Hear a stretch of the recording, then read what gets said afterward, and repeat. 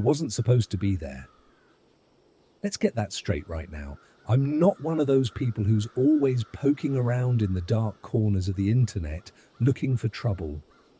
I work a regular 9 to 5, hang out with friends on weekends, and spend way too much time doom scrolling on Instagram and watching YouTube. I'm about as average as you can get. But I've always been curious, like the kind of curious that leads to bad decisions. It all started because of a video. You know those creepy top 10 scariest dark web stories videos? Yeah, I was watching one late at night, sprawled out on my couch with a half-eaten bag of Doritos and my phone buzzing every 2 minutes with TikTok notifications. The guy in the video was talking about hidden Wikipedia pages that you can only find on the dark web. Supposedly, they're full of insane stuff: conspiracies, untraceable murder-for-hire services, cursed archives, and even personal entries about random people. It sounded ridiculous, but also, I couldn't stop thinking about it. So I Googled it. Big mistake. Of course, nothing came up on regular Google. The surface web is too sanitized for that kind of thing. But the search results led me to a subreddit and then to a Discord server.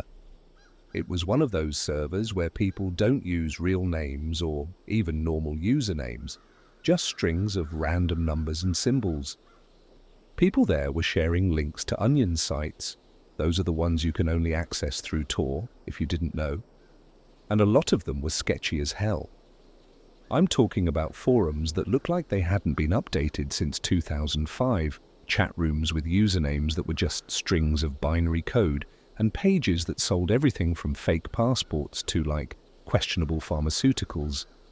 But then someone posted a link with the caption, "The real Wikipedia.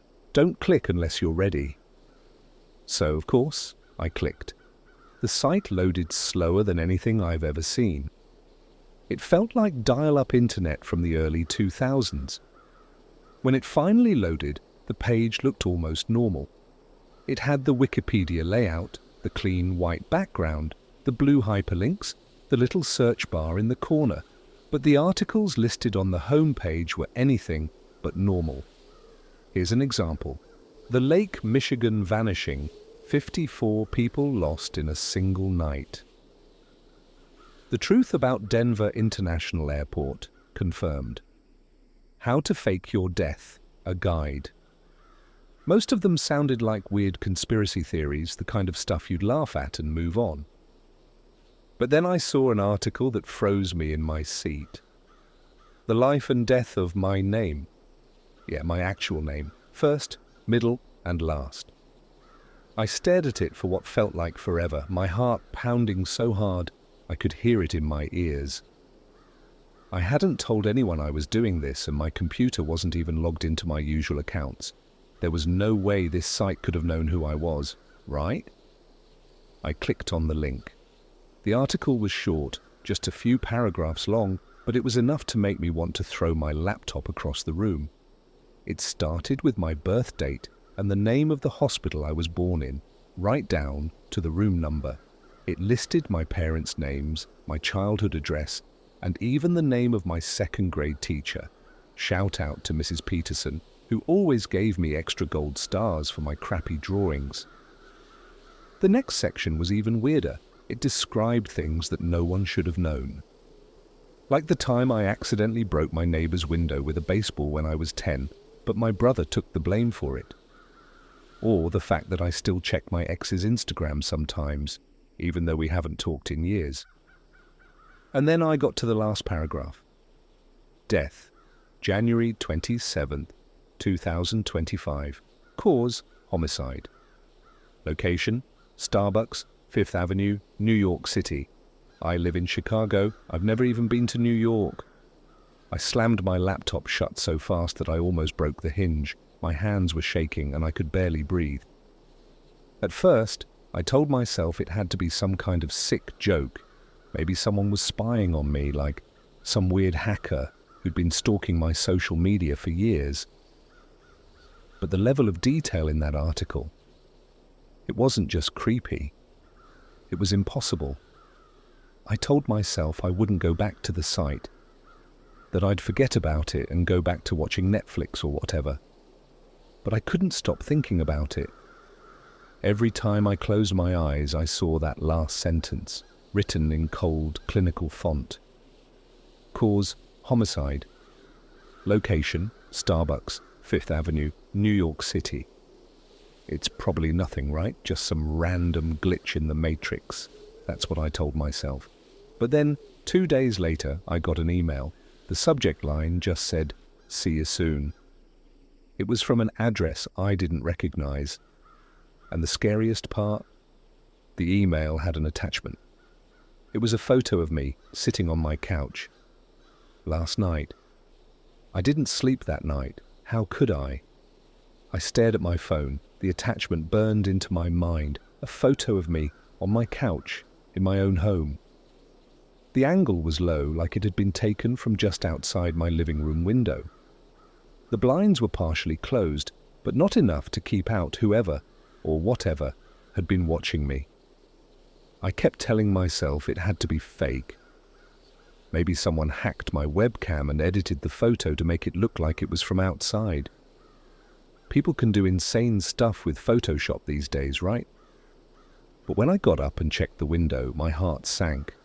The blinds were slightly pulled back, just like in the photo. I couldn't breathe. I locked the door, grabbed the heaviest thing I could find, an old baseball bat I hadn't used in years, and spent the rest of the night pacing the living room, checking every corner, every shadow. My apartment isn't big, but that night it felt massive, like there were a million places for someone to hide. By the time the sun came up, I was a wreck. I hadn't found anything, but I couldn't shake the feeling that someone had been there, watching me. I called my best friend, Mark. He's the kind of guy who always has an answer for everything, even when he's full of crap. "Bro, it's just some idiot messing with you," he said, his voice muffled because he was chewing on something. "You probably clicked a sketchy link and now some trolls having a field day." "But how would they get a photo of me?" I asked. "Dude, webcams are easy to hack. Just put some tape over yours or something. You'll be fine." I wanted to believe him. God, I wanted to. But something about this didn't feel like your average internet prank. This wasn't some kid in his mum's basement. This felt personal. That day at work, I couldn't focus. Every time my phone buzzed, I nearly jumped out of my chair. My co-worker Jenna asked if I was okay, and I mumbled something about not getting enough sleep. She gave me this look, half concerned, half skeptical, but didn't push it. During my lunch break, I couldn't help myself. I opened Tor on my phone and tried to go back to the site. Don't ask me why. I guess I thought maybe if I looked at the article again, I'd notice something I'd missed. Some clue. But the site was gone. I'm not kidding. The link just led to a blank page, like it had never existed. I even tried going back to the Discord server to ask about it, but the server was gone too. No trace of it anywhere. That's when things started getting really weird. The next morning, I woke up to a notification from Instagram. Someone had tagged me in a photo. At first, I thought it was Mark being annoying. He's always posting old pictures of us at parties, making fun of how awkward I looked in college. But when I opened the app, my stomach dropped. The photo was of me. Not an old picture, not something from my social media. It was me standing in line at the Starbucks down the street from my apartment. I'd been there the day before, grabbing a coffee after work. In the photo, I was looking down at my phone, completely unaware that someone was watching me. The account that posted it had no profile picture, no bio, and no posts except for the one of me. The username was just a random string of numbers and letters. I tried to show the photo to Mark, but by the time I refreshed the page, the account was gone. The post had disappeared like it never existed. That's when I decided to go to the police. I don't know what I was expecting, maybe some detective, straight out of a Netflix series, someone who would take me seriously and start investigating right away. Instead, I got Officer Simmons, a middle-aged guy who looked like he'd rather be anywhere else. "So let me get this straight," he said, leaning back in his chair. "Someone posted a picture of you on Instagram, and now you think you're being stalked?" "When you say it like that, it sounds crazy," I admitted. "But it's not just the photo, there's more." I told him about the dark website, the article, the email, and the photo from outside my window. By the time I finished, Simmons looked less bored and more skeptical. "Look, we get these kinds of reports all the time," he said. 9 times out of 10, it's just someone playing a prank. Change your passwords, stay off sketchy websites, and you'll be fine." "But what if it's not a prank?" I asked. He sighed. "Unless someone's physically threatening you or breaking into your property, there's not much we can do." I left the station feeling worse than when I walked in. That night, I decided to stay at Mark's place. I didn't tell him the full story. I knew he'd just laugh it off, but I couldn't stand the thought of being alone in my apartment. Around midnight, I got a text. It was from an unknown number. The message was short. "You shouldn't have told the cops." I stared at my phone, my heart pounding. Before I could even think about replying, another text came through. "Check your front door." I froze. Mark was already asleep in the other room, so it was just me and the eerie glow of my phone screen. My hands were shaking as I opened the front door, praying it was just some dumb prank. Sitting on the doorstep was a small cardboard box. No address, no markings, nothing. I brought it inside and opened it, my stomach twisting with every tear of the tape. Inside was a single Polaroid photo. It was a picture of me and Mark sitting in his living room right now. I didn't wake Mark up right away. I just sat there staring at the Polaroid, my heart racing so hard I thought I might pass out. The photo was grainy, but it was unmistakable. Me sitting on his couch with my phone in my hand. Mark asleep on the recliner. It was taken no more than 5 minutes ago. Someone had been outside, watching us. I locked every door and window in the house, my hands shaking so badly I could barely turn the locks. I even dragged Mark's heavy bookshelf in front of the back door. He woke up halfway through and groggily asked me what I was doing. "Someone's messing with us," I whispered, trying not to sound like I was completely losing it. Mark just blinked at me, half asleep. "Dude, what?" I held up the Polaroid, and the way his face changed when he saw it, pure shock, was the first time I felt like I wasn't crazy. He was fully awake now, sitting upright, rubbing his temples like he was trying to process what he was seeing. "Okay," he finally said, his voice shaky. "This is messed up, like really messed up. Did you see anyone outside?" "No," I said. "But it doesn't matter. Whoever it is, they're watching us. They know where I am, and apparently they're not afraid to get close." Mark convinced me to stay calm. "Panicking won't help," he said, and we decided to call the police again in the morning. For the rest of the night, we sat in his living room, trying to keep ourselves distracted. Mark turned on YouTube, flipping through random videos to fill the silence. At one point, he even pulled out some leftover pizza, like comfort food, was going to make this whole thing less horrifying. But then around 3 a.m. the TV glitched. It wasn't your usual buffering or screen freeze. The video just stopped. Then the screen went black for a second before a new video started playing. It was a live feed of us. The camera angle was the same as the Polaroid, like it was just outside the living room window. The video quality was low, but we could see ourselves sitting on the couch, Mark holding a slice of pizza, me clutching my phone like it was a lifeline. Mark dropped the pizza. "What the?"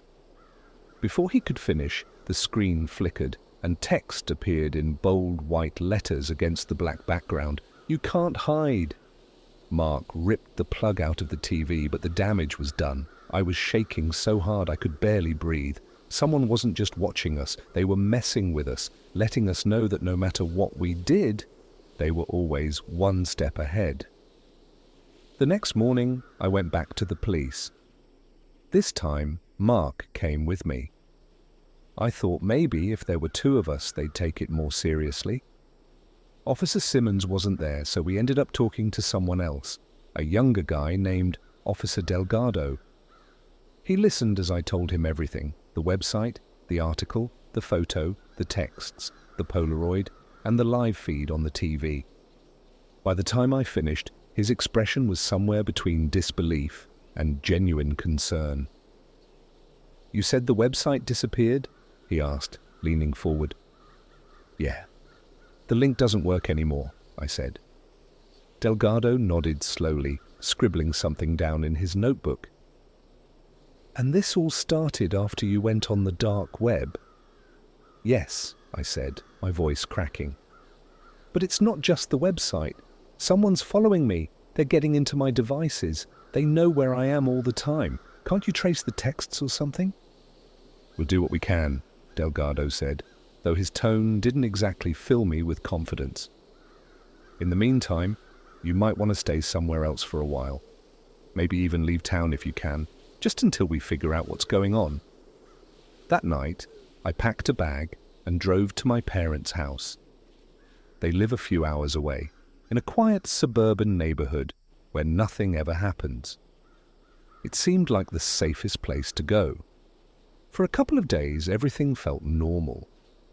No weird texts, no creepy photos, no unexplainable live feeds. I started to think maybe Delgado was right. Maybe leaving town had thrown them off. But then, one night, I woke up to a soft tapping sound. At first, I thought it was just a tree branch hitting the window, but when I sat up and looked, I froze. There was a figure standing in the backyard. I couldn't see much. It was dark, and the curtains were partially closed, but I could make out the shape of a person just standing there, perfectly still. They weren't moving, weren't making any effort to hide. I grabbed my phone and tried to take a picture, but by the time I got the camera open, they were gone. The next morning, I found another Polaroid on the porch. This one wasn't of me. It was a photo of my parents sitting in the kitchen drinking coffee. That was the breaking point. I couldn't let my parents get dragged into this, so I packed up and left before they even woke up. I didn't have a plan. I just got in my car and started driving. Around noon, I stopped at a rest area off the highway to check my phone. I had 3 missed calls from Mark and a dozen texts, all saying the same thing. "Call me, now!" When I finally got through to him, he sounded frantic. "Dude, someone broke into your apartment," he said. "Your neighbor called me when they saw the door busted open. The place is trashed." I felt like I was going to throw up. "Did they take anything?" "I don't think so," Mark said. "But there's something you need to see. I found it on your bed." "What is it?" I asked, my voice barely above a whisper. Mark hesitated. It's another Polaroid." "What's on it?" There was a long pause before he answered. "It's you, dead." I don't know how I managed to keep driving after that call. My hands were shaking so badly I could barely keep the car steady, and every passing mile felt like I was heading closer to some inevitable doom. A Polaroid of me, dead. The words echoed in my head like a drumbeat. Mark told me to meet him at a diner halfway between our cities. It was one of those run-down places off the highway, the kind with neon signs that flicker like they're barely holding on. I parked in the back, next to a car that I swore I'd seen before but couldn't place. I was paranoid, on edge, and every little thing felt like it might explode into something worse. Mark was already inside, sitting in the back booth with a cup of coffee and a nervous look on his face. He barely even said hello when I slid into the seat across from him. He just handed me an envelope. "It's in here," he said quietly, glancing around like we were being watched. I opened the envelope and pulled out the Polaroid. My breath caught in my throat. It was me, lying on the floor of my apartment, eyes open but lifeless, blood pooling around my head. The detail was horrifying. The angle of my arm, the way my shirt was bunched up, the cracked phone lying next to my body. It wasn't just a random image of a dead person with my face. This was real. "Where did you find this?" I whispered. Mark swallowed hard. "It was on your bed, just sitting there." "Dude, I didn't even know what to do. I thought about calling the cops, but after what you told me..." He trailed off, rubbing his hands over his face. "This is insane. Who the hell are these people?" I didn't have an answer. All I knew was that they weren't just watching me anymore. They were planning something. We spent hours in that diner trying to figure out what to do. Mark kept suggesting crazy ideas like hiring a private investigator or going full Jason Bourne and trying to track these people down ourselves. None of it seemed realistic. Finally, I told him about the article on the dark web. I hadn't gone into full detail before. I figured he wouldn't believe me. But at this point, I had nothing to lose. When I told him about the part where it said I'd die in a Starbucks on Fifth Avenue, he froze. "Wait," he said. "Did you say Starbucks? In New York?" "Yeah," I said, confused. "Why?" Mark pulled out his phone and started typing something. After a minute, he turned the screen toward me. It was a news article from 2 days ago. Unexplained deaths at Fifth Avenue Starbucks. 2 employees found dead in break room. I felt like the ground had dropped out from under me. The article didn't say much, just that 2 baristas were found in the break room, their throats slit. No signs of forced entry, no witnesses. The police were investigating, but so far there were no leads. Mark looked at me, his face pale. "Dude, this is connected. It has to be." I didn't want to believe him, but deep down, I knew he was right. That night, I didn't go back to my apartment. I didn't even go to a hotel. I just drove, aimlessly, until I ended up in a Walmart parking lot, somewhere in the middle of nowhere. I parked under a streetlight, thinking maybe the light would make me feel safer. It didn't. Around 2 a.m., I got another text. "You can't run forever." I didn't reply. I didn't even know if I could. My hands were shaking too much to type. A few minutes later, another text came through. "Look behind you." I froze. My car was locked. The windows were up, but I couldn't stop myself from glancing in the rearview mirror. There was no one there. I let out a shaky breath, trying to convince myself it was just another sick game. But then something caught my eye, a small, white square tucked under my windshield wiper. I stared at it for a long time before I finally worked up the courage to get out of the car. The parking lot was empty except for a few other cars, all dark and silent.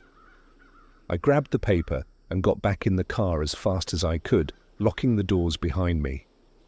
It wasn't paper. It was another Polaroid. This one was of my parents. They were sitting on the couch in their living room, but something was wrong. Their heads were slumped forward, their bodies unnaturally limp. I couldn't breathe. I called my mum's phone, my heart pounding so hard I thought it might burst. It rang 3 times before going to voicemail. I tried my dad next, same thing. I sat there in the car, staring at my phone, not knowing what to do. I finally worked up the courage to drive back to their house. It was almost dawn by the time I got there, and the place looked normal, quiet, peaceful. I told myself that the Polaroid was fake, that whoever was doing this was just trying to mess with my head. But when I went inside, the air felt wrong. The lights were off, but the front door was unlocked. I called out for my parents, my voice echoing through the house. No answer. I found them in the living room, exactly like the Polaroid. They were alive, but barely. Someone had drugged them. There were empty pill bottles scattered on the coffee table, ones I knew didn't belong to them. I called 911, my hands trembling so badly I could barely hit the buttons. The paramedics said they'd be okay, but it was close. Too close. When I got back in my car, there was another Polaroid on the dashboard.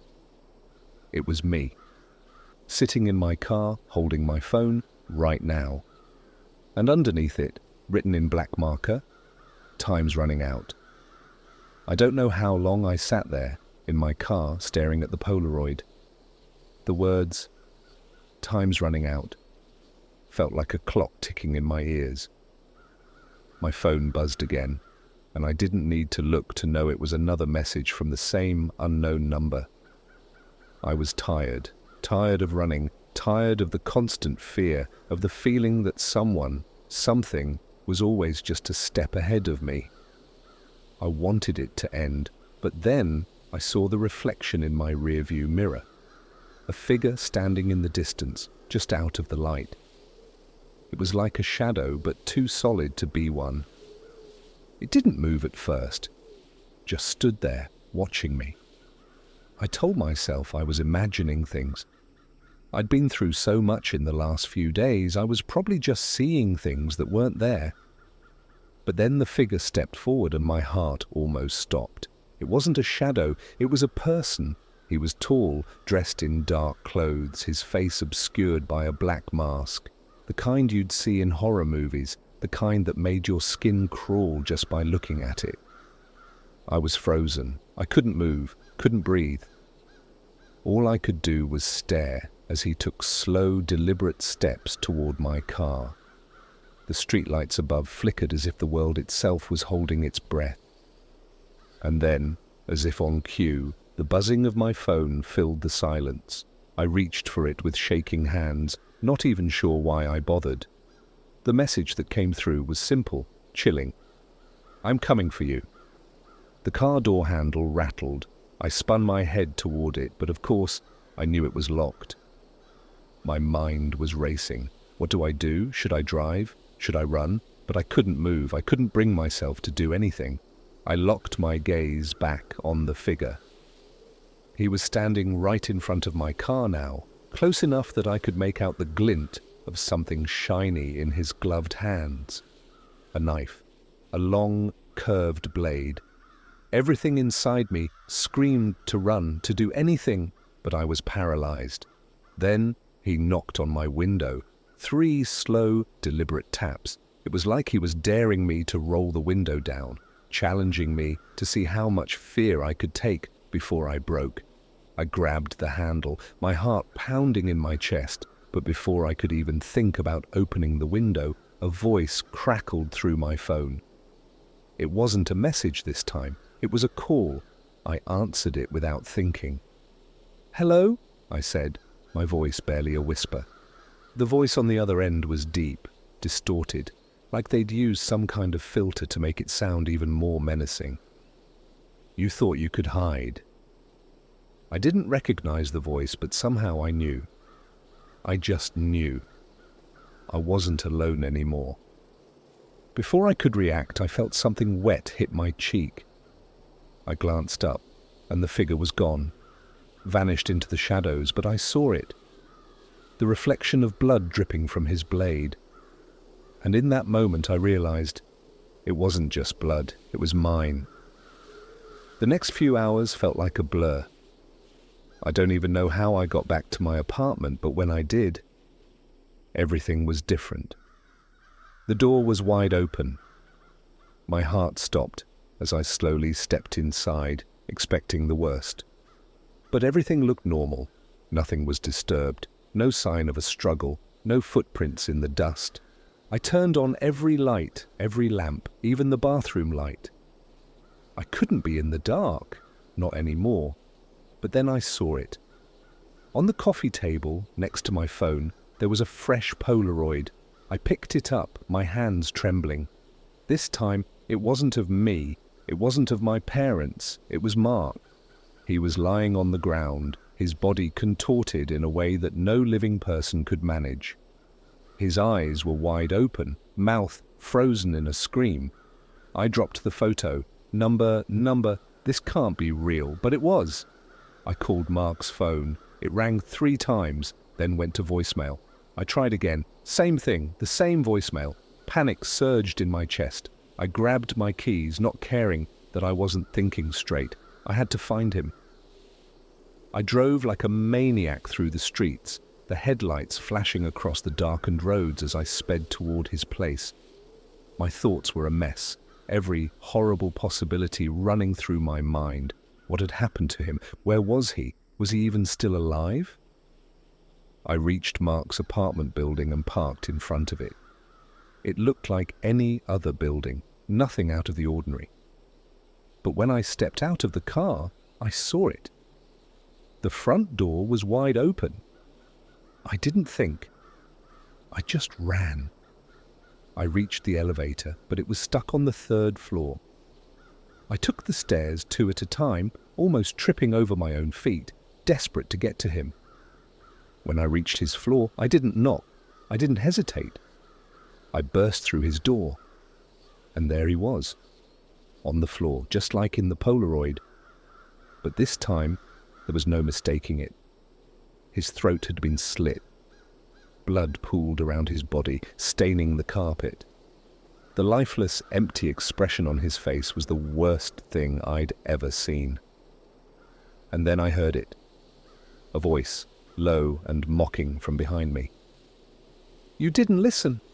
I whipped around, but there was no one there. But I knew. I knew who it was. It was them. They weren't done. And I wasn't going to be the next one. But as I turned back toward Mark's lifeless body, something cold and heavy pressed against my chest. The blade. I didn't see him coming. I didn't hear him. But the last thing I remember, before the darkness swallowed me, was the unmistakable sound of my own breath hitching in my throat, and then the cold against my skin. I woke up in a place I didn't recognize. My hands were bound, my mouth gagged. I could barely move, but when I tried, I felt the blood rush to my head. And in front of me, a computer screen flickered to life. It was the dark web again. And there, staring back at me in black text, was the article. The life and death of my name. Cause, homicide. Location, unknown. I guess I was never supposed to find out the truth. But now they were going to make sure no one else ever did.